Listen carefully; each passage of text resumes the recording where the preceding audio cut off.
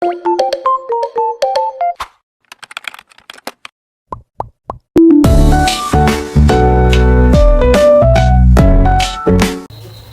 kids, my name is Jessica.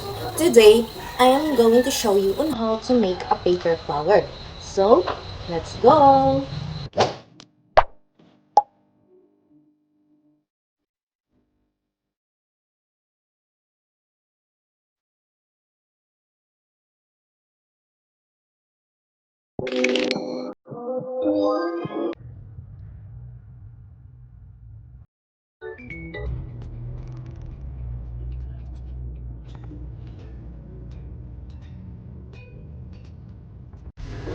Cut the construction paper and fold it.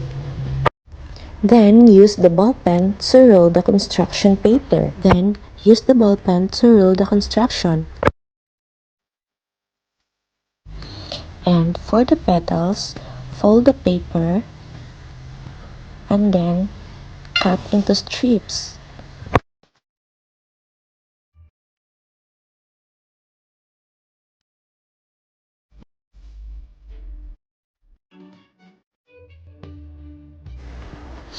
After we cut into strips, let's put the glue.